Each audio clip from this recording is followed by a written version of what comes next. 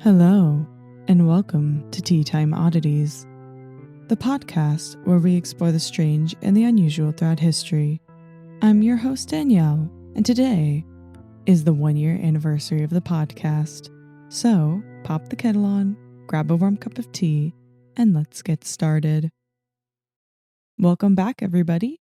It has officially been 1 year since I have started this podcast, and I can safely say that I did not expect to get this far. I honestly didn't know if I would keep this up, and I didn't know if I'd stay motivated with it, but I really look forward to doing these episodes every month, and I'm just so excited to share weird stories with people, and I'm just so glad that you're all here listening, so I hope you really enjoy. Today's episode is going to be a little different. I have decided I want to read The Telltale Heart by Edgar Allan Poe. I'm sure a lot of people have already heard this story or, at least know about it, but I really love Edgar Allan Poe, and I just thought that that would be the best way to celebrate the podcast, and it's a little spooky tale, so I think it fits right into the theme of the podcast. I'm not sure if I will make this a recurring thing, reading a story every now and then, but if I do, if everyone likes it, then we can totally do it again. The tea that I'm drinking today is a ginger peach tea. It's from the brand Tea Pigs. I think I got it like TJ Maxx or something, but I'm sure you can find it on Amazon. I highly recommend you try it. And let me know in the comments what you guys are drinking today. Well, without further ado, let's get into it. The Telltale Heart by Edgar Allan Poe. True, nervous, very, very dreadfully nervous I had been and am. But why will you say that I am mad? The disease had sharpened my senses, not destroyed, not dulled them. Above all was the sense of hearing acute. I heard all things in the heaven and in the earth. I heard many things in hell. How then am I mad? Hearken, and observe how healthily, how calmly I can tell you the whole story. It is impossible to say how first the idea entered my brain, but once conceived, it haunted me day and night. Object? There was none. Passion? There was none. I loved the old man. He had never wronged me. He had never given me insult. For his gold I had no desire. I think it was his eye. Yes, it was this. One of his eyes resembled that of a vulture, a pale blue eye with a film over it. Whenever it fell upon me, my blood ran cold, and so by degrees, very gradually, I made up my mind to take the life of the old man, and thus rid myself of the eye forever. Now this is the point. You fancy me mad. Madmen know nothing, but you should have seen me. You should have seen how wisely I proceeded, with what caution, with what foresight, with what dissimulation I went to work. I was never kinder to the old man than during the whole week before I killed him, and every night, about midnight, I turned the latch of his door and opened it, oh so gently. And then I made an opening sufficient for my head. I put in a dark lantern, all closed so that no light shone out, and then I thrust in my head. Oh, you would have laughed to see how cunningly I thrust it in. I moved it slowly, very, very slowly, so that I might not disturb the old man's sleep. It took me an hour to place my whole head within the opening so far that I could see him as he lay upon his bed. Would a madman have been so wise as this? And then, when my head was in the room, I undid the lantern cautiously, oh so cautiously, for the hinges creaked. I undid it just so much that a single thin ray fell upon the vulture eye, and this I did for 7 long nights, every night just at midnight. But I found the eye always closed, and so it was impossible to do the work, for it was not the old man who vexed me, but his evil eye. And every morning, when the day broke, I went boldly into the chamber, and spoke courageously to him, calling him by name in a hearty tone, and inquiring how he had passed the night. So you see, he would have been a very profound old man, indeed, to suspect that every night, just at 12, I looked in upon him while he slept, Upon the 8th night, I was more than unusually cautious in opening the door. A watch's minute hand moves more quickly than mine did. Never before that night had I felt the extent of my own powers, of my sagacity. I could scarcely contain my feelings of triumph.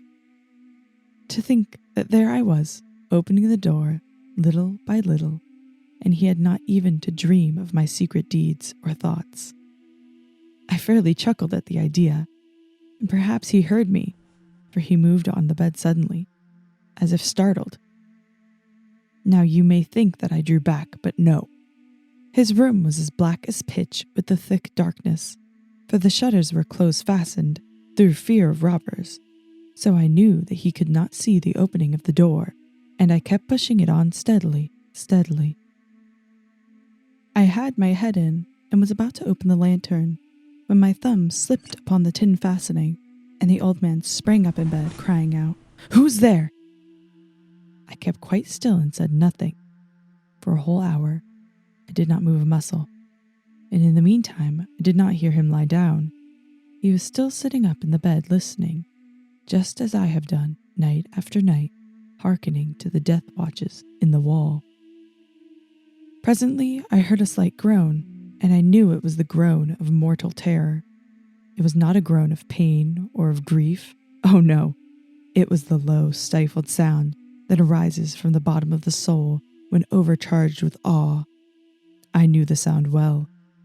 Many a night, just at midnight, when all the world slept, it has welled up from my own bosom, deepening with its dreadful echo the terrors that distracted me.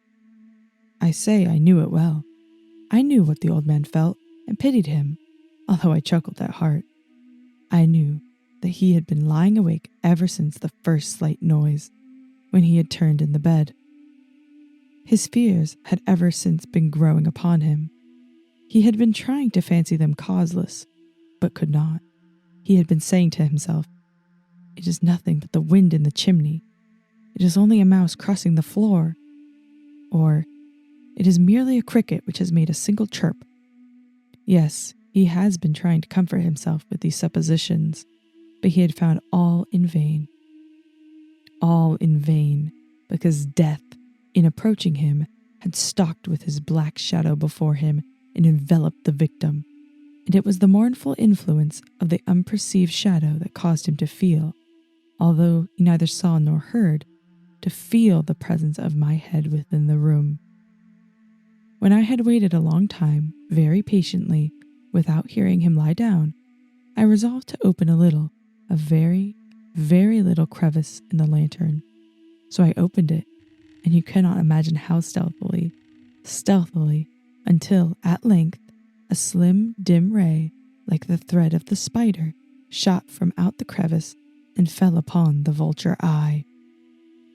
It was open, wide open, and I grew furious as I gazed upon it.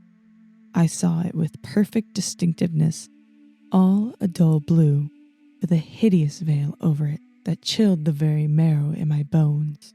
But I could see nothing else of the old man's face or person, for I had directed the ray as if by instinct precisely upon the damned spot.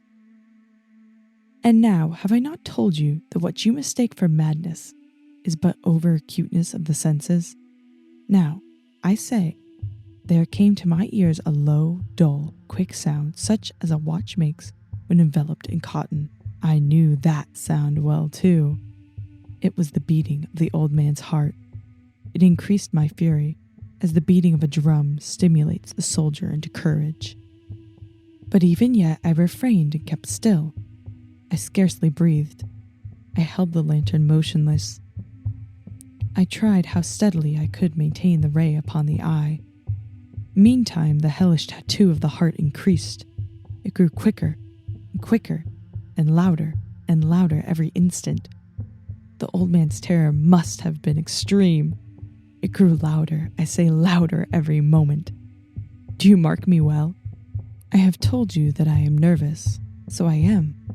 And now at the dead hour of the night, amid the dreadful silence of that old house, so strange a noise as this excited me to uncontrollable terror. Yet, For some minutes longer I refrained and stood still. But the beating grew louder, louder. I thought the heart must burst. And now a new anxiety seized me. The sound would be heard by a neighbor. The old man's hour had come. With a loud yell, I threw open the lantern and leaped into the room. He shrieked once only. In an instant, I dragged him to the floor and pulled the heavy bed over him. I then smiled gaily to find the deed so far done. But for many minutes, the heart beat on with a muffled sound. This, however, did not vex me. It would not be heard through the wall. At length it ceased. The old man was dead. I removed the bed and examined the corpse. Yes, he was stone dead. I placed my hand upon the heart and held it there many minutes. There was no pulsation. He was stone dead. His eye would trouble me no more. If still you think me mad, you will think so no longer when I describe the wise precautions I took for the concealment of the body. The night waned, and I worked hastily, but in silence. First of all, I dismembered the corpse. I cut off the head and the arms and the legs. I then took up 3 planks from the flooring of the chamber and deposited all between the scantlings. I then replaced the board so cleverly, so cunningly, that no human eye, not even his, could have detected anything wrong. There was nothing to wash out, no stain of any kind, no blood spot whatsoever. I had been too wary for that. A tub had caught all. When I had made an end of these labors, it was 4 o'clock, still dark as midnight. As the bell sounded the hour, there came a knocking at the street door. I went down to open it with a light heart, for what had I now to fear? There entered 3 men, who introduced themselves, with perfect suavity, as officers of the police. A shriek had been heard by a neighbor during the night. Suspicion of foul play had been aroused. Information had been lodged at the police office, and they, the officers, had been deputed to search the premises. I smiled, for what had I to fear? I bade the gentleman welcome. The shriek, I said, was my own in a dream. The old man, I mentioned, was absent in the country. I took my visitors all over the house. I bade them search well. I led them at length to his chamber. I showed them his treasures secure, undisturbed. In the enthusiasm of my confidence, I brought chairs into the room and desired them here to rest their fatigues, while I myself, in the wild audacity of my perfect triumph, placed my own seat upon the very spot beneath which reposed the corpse of the victim. The officers were satisfied. My manner had convinced them. I was singularly at ease. They sat, and while I answered cheerily, they chatted of familiar things. But ere long, I felt myself getting pale and wished them gone.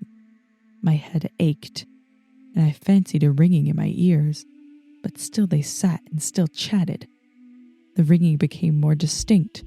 It continued and became more distinct.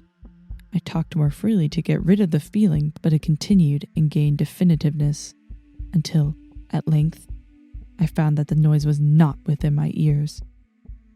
No doubt I now grew very pale, but I talked more fluently and with a heightened voice, yet the sound increased, and what could I do? It was a low, dull, quick sound, much such a sound as a watch makes when enveloped in cotton. I gasped for breath, and yet the officers heard it not. I talked more quickly, more vehemently, but the noise steadily increased. I arose and argued about trifles in a high key and with violent gesticulations, but the noise steadily increased. Why would they not be gone? I paced the floor to and fro with heavy strides, as if excited to fury by the observations of the men, but the noise steadily increased. Oh God, what could I do? I foamed, I raved, I swore. I swung the chair upon which I had been sitting and grated it upon the boards, but the noise arose all over and continually increased. It grew louder, louder, louder, and still the men chatted pleasantly and smiled. Was it possible they heard not? Almighty God! No, No. They heard. They suspected. They knew. They were making a mockery of my horror. This I thought, and this I think. But anything was better than this agony. Anything was more tolerable than this derision. I could bear those hypocritical smiles no longer. I felt that I must scream or die. And now, again, hark! Louder, louder, louder, louder! Villains! I shrieked. Disassemble no more. I admit the deed. Tear up the planks. Here, here. It is the beating of his hideous heart.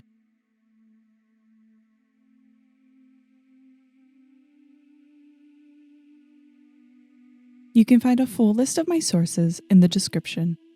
You can also follow me on Instagram at Tea Time Oddities. I post photos related to the episodes as well as some odd stories in the middle of the month. Thank you for listening. I hope you enjoyed this episode of Tea Time Oddities. Make sure to keep the kettle on and check in next month. Goodbye.